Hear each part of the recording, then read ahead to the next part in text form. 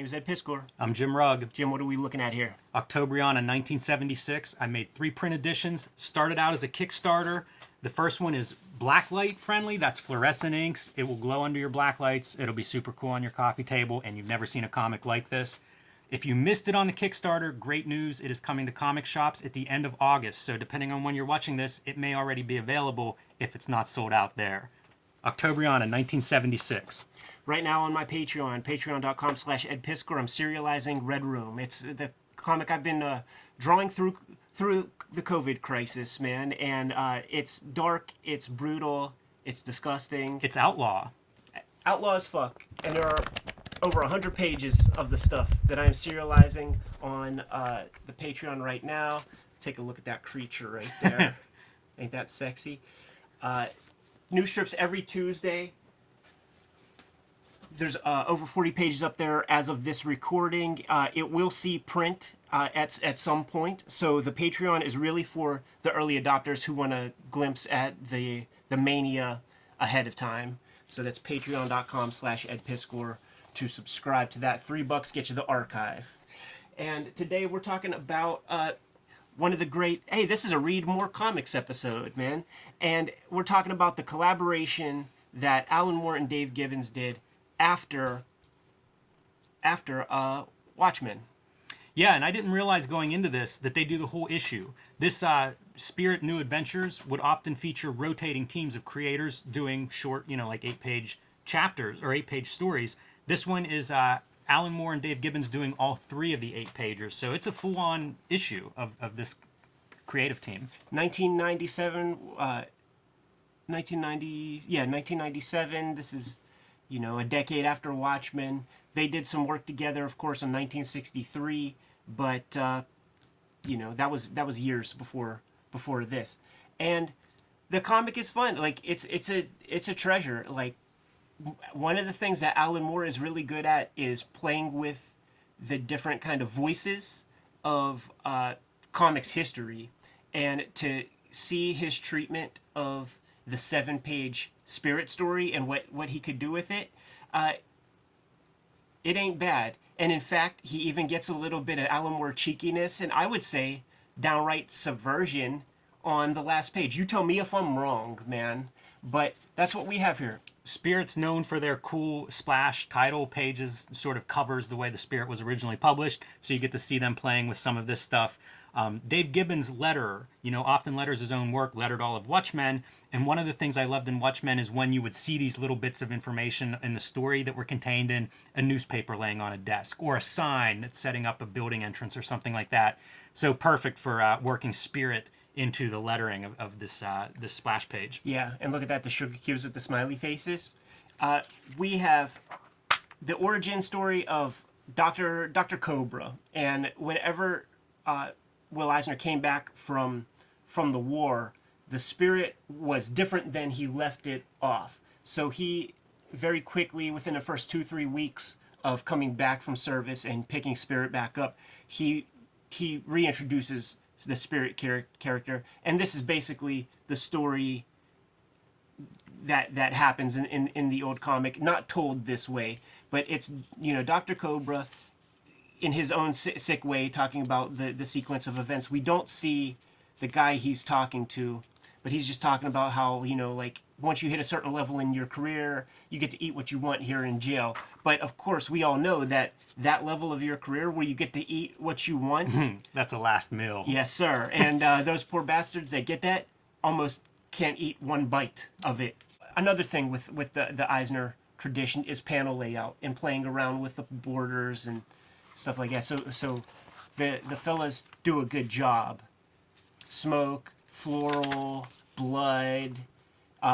He's cutting up like a ransom note, so the panels are kind of discombobulated with like little bits of paste here and there. Pipe work because of the underground lair, and then a more standard panel layout, and we see the gloves belong to those of the Octopus, who is a famous reoccurring villain that would show up in the Will Eisner Spirit comics. And it would always be seen in shadows, so you would see the gloves were probably the most identifying feature of him.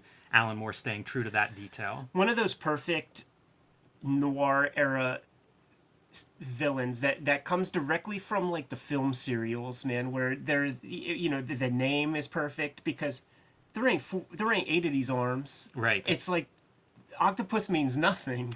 It's because he has his tendrils in all the different crime, I think. Okay, I get it. I smell It's what you're stepping in. conceptual. Boom. Jump into the next strip, and it's so this spirit right here that's the place where you see spirit introduced, you know, because that's what Eisner would do, always introduce it with the spirit in some big way. Force of Arms is the name of the strip, and we have little PS. I don't love this integration. No, it it feels should have been very drawn. awkward. It should have been drawn. Yeah, if it was drawn. This is Dave Gibbons. You know, he's got manga creator or whatever, man, and just dropping it in there. Interesting to see his lettering. If you want to go back and compare it to Watchmen, it's much more bubbly. You know, like he's adapting his lettering to suit this material. Yeah. Much like he adapted different lettering styles for different characters in Watchmen, I think that's what you're seeing here, where it's a little more bubbly, a little wider. The storytelling flow of this one is the bookend sequence. So we have the park bench thing, guys holding some flowers, clearly like he's not carrying those willy-nilly. Reads the comic and reads the exact story that came before us and has a lot of problems with it because he's directly involved. Dating Commissioner Dolan's daughter. We have the introduction of Spirit, which the origin story of the Spirit is almost as bad as the Steve Ditko Captain Atom origin, where in his civilian life, his name was Captain ADAM, and then he dies and comes back as Captain ATOM. Right. Denny Colt and the Spirit being two different people is it requires more leaps of logic than Clark Kent Superman. Yeah, and that's one of the things Eisner even would adjust, because I think he did like 3 origins for the Spirit, and I think it was to kind of make that work as well as it could. With, I think ultimately the Spirit is, he dies in Cobra's lab there, but he's exposed to that youth, fountain of youth kind of chemical that Cobra was creating, and so he's pronounced dead, but he comes back to life. He's basically in an animated, you know, appears dead, almost like Dark Knight Returns or something. And so whenever he comes back to life, nobody knows he's alive except Captain Dolan, Chief of Police, Commissioner Dolan. And so they think that's kind of could work to their advantage if everybody thinks he's this dead spirit that is, you know, kind of haunting the underground. So they stick with that, and works okay, but that, you know, it kind of gets massaged to get to that point. So the first story is a dead man walking story, and Dr. Cobra is on his way to the chair, but the guy on the bench is like, no, that's total bullshit, man. Like Dr. Cobra, he was mentally ill. He was in an asylum, and I was there. I was a criminologist. I was studying that kind of behavior, and I was there when he escaped. So we have that whole scenario playing out. This is very Eisnerian. He would do these kind of bubbly, pantomime-y expressions, and this might be lifted. I swear I've seen that before. Could be. I don't love the coloring in this either. This is Angus McKee doing the coloring, who works with Dave Gibbons a lot, probably early 90s on. But, you know, like something like this, to me, that's a very flat panel, where, like, clearly Dolan's in the, from a drawing standpoint, Dolan's in the foreground. Feels like the coloring could help that a bit, and it doesn't. One thing that everybody does agree on is that there's a sewer lair. Yes. That we have to contend with, and this is very like, this is more Kurtzman kind of storytelling than Eisner with these kind of panels. We got to make note of the topless heavy here, the henchman, because that's gonna factor into the very next strip. But Cobra gets killed here. Henchman gets killed here. There's the vat of all the garbage. But the criminologist who was dating Commissioner Dolan's daughter gets, the Spirit swoops in, takes her off his hands, man, and it twists his mind up a little bit, and he's just talking about, yeah, the Spirit's a jerk. Ellen, she doesn't know what she lost, blah blah blah, and we got our little guy leaves. As he continues talking, kid disappears and disappears with the guy's pseudo Tinder date. And when he picks up the comic, he's got the octopus gloves. That is an Eisnerian ending, if there ever was one. Though the Infinite piece, that's a nice new addition. It is. And I say the same thing as that opening piece. The reproduction of art like that really struggles because of the way the line breaks down. Right. It's such a great concept. It's a really cool idea, but visually you lose a little bit. And the workaround, like you said, Ed, is that you've just got to draw it. You sort of have to do some optical massaging to make it work, which can be done, obviously, and it just integrates the page a little bit better. Imagine if Understanding Comics, the big globe with all the heads that are drawn on it, imagine if that was just copy pasted from the comics, right. and it would not be that iconic image. So I criticized the coloring a minute ago. This is your third story. I find this to be a really beautifully colored panel. So it's hit and miss. You know, I think some of it works better than others. Yes. This is the wife of the henchman, right, who was murdered, and before the body is warm and in the ground, she's already dating, and everybody's suspicious because he took out some sort of life insurance policy, something like that. It was discovered that he was a bad guy, so everybody's kind of wondering, did she off this dude? Yeah, it doesn't seem right. A lot of gossip. Yeah. You see, the notebook is kind of the framing mechanism for this story, and we start with the notebook, and it's the spirit sniffing around, like he's trying to figure out this case, if it's all, it doesn't quite seem right to him, and so we get the notebook. And here's the thing, not only is she dating already, but she's seen with different dudes regularly, and Dolan and the spirit comparing notes about this guy, and every time the spirit goes back, there is a different guy showing up there. But he's on her tail, man. He knows something is up. This is a weird thing. So Dolan is kind of like, nothing's going on here. You're reporting gossip or whatever. The next page, Dolan's going to kind of like flip his stance. It's a very inconsistent character treatment, which surprises me with a guy who I think of as detail-oriented in Alan Moore. Some of the characterizations really bounce around in this story. When Spirit shows up at this restaurant, she's like being a cougar. This is supposed to be like a super young guy. That looks like a Steve Dillon drawing. She's with like a really young guy. And she's frankly insulted by the spirit's implications that, she's, dating a teenage boy or whatever. And she and her new lover, they bounce, man. He keeps talking about the notebook that he leaves at her place, which keeps giving him reason to come back to her spot. Which makes me question his competency. Yeah. Yeah, maybe that's one of the symptoms of that serum. Could be. Makes you a little daft. I was trying to figure out, too, like the regular spirit characterization, the Will Eisner spirits. Spirit isn't always like... He's not Batman. He does seem very human in this way. Like he's fallible, he gets foiled, he gets hit on the head. He's not some super cop. And he's also barely in these comics. Like, you could tell very quickly that Will Eisner had no interest in doing a superhero comic. Right. Like, the spirit will show up for 2 panels, and probably mandated by the newspapers that bought the thing that were wanting a superhero comic. So when he shows up at Mrs. Granch's crib this time, her nephew's there to greet him, and she's out, doing business. Keeps forgetting that notebook. Has to go back, and this time it's like she now adopted a kid or something. So like around here, it's like some what was that Brad Pitt flick? Benjamin Buttons. Yeah, some Benjamin Button type shit. And my sick mind can only go to one place. And it turns out, I think, and you tell me if I'm wrong on the last page, but I think Alan Moore goes to the same place, man.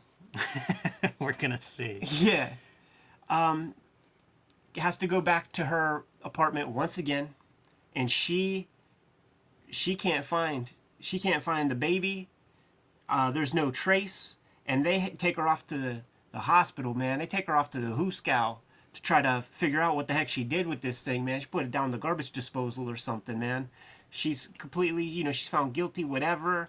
He still, through all the craziness, man, still left that notebook in her apartment. Finds the notebook. Now you tell me if I'm wrong, Jim. But we have our baby, like, this is a note that the baby was writing to the wife. That's a puddle of cum. He reverted back to jizz, man. Oh man, that's interesting. That's as good of explanation as I can come up with, Ed. I was looking at that liquid and thinking, like, what are we seeing here? That makes I can't believe I'm saying it. That makes a lot of sense. Could be baby piss. I think the cum part makes the most sense. He's there. So Yes. he's there, man. Yeah. Wow. Yeah, I think you're right about that. Love this. I love that we've had the notepad the whole time. You get the little bit of a torn corner there to have the end. I like those kinds of details. Weird story. Yeah. Really weird story. Kind of makes sense. I can see where Alan Moore gets this story based on like the Cobra serum and, kind of the pieces that you have to work with. Bizarre. Pulp, like... Yeah, pulp is a good word for it, because pulp stories often would be that way. Like, don't look too close. Yeah. They'd have that weird element, and this one does. Fun to get an Alan Moore, Dave Gibbons full-length issue like this. Agreed, man. And it was a heck of a way to start off this series. I recommend this series. Like, if you find these issues in $1 bins or something, you could do far worse than picking any random one of these up. And there have been a lot of books that sort of follow this path of, like, take something iconic and give it to a bunch of different creators to play with. We've seen Marvel and DC do it. We've seen Aliens do it with Aliens, Havoc. So it does happen, and it's pretty cool. And this one just so happens to be Will Eisner's Spirit, which a lot of people were very excited to play with, pay homage to, and it's an influential comic, so we all know Spirit. And these guys, they do it right because it's the small short stories. When DC buys the character or whatever happens, and we get those, when the character does not sustain a 22-page story, and it certainly doesn't sustain a multi-part 6-issue graphic novel worth of story. He's not built for that, So these are sort of done right. Highly recommended, and noteworthy for being pretty much the last collaboration between Alan Moore and Dave Gibbons. We got some other things to record, Jimmy, so let's get the heck out of here. Be sure to pick up Octobriana 1976 if you haven't already. It's coming to comic shops now, so if you missed out on the Kickstarter, ask your comic shop to order Octobriana 1976, world's first blacklight comic, the Russian underground superhero. And on my Patreon, Serializing Red Room, Splatterpunk Outlaw Comics for the New Millennium. Iconic image, man. I've seen that one used to promote the Patreon online. That's really cool to see in person. Metal bands have gotten in touch have. asking to license that image. Wow. I may or may not take them up on that, man. I would like to see that, but it has to be huge. Serializing Red Room. During this craziness of COVID, put together over 100 pages of material so far. There's over 40 pages on the Patreon right now. $3 gets you the archive. Patreon.com/EdPiskor. Make sure you like, follow, and subscribe to the YouTube channel. Hit the bell. We can notify you when the next videos are available. You're going to want to do that because right now, everybody who wanted the Spirit comic has probably already bought it, and you're not going to find it on eBay. You can subscribe to the Cartoonist Kayfabe e-newsletter to keep up with everything we do, link below this video. You can find Cartoonist Kayfabe merchandise and t-shirts at the links below this video. Right now, I'm working on like an EC-inspired story for Red Room, and after reading this, Spirit's next. I kind of want to do like a couple 7-page in and out complete stories, man. So I'm gonna go read some Will Eisner Spirit comics, man. Give these guys their marching orders. Read more comics.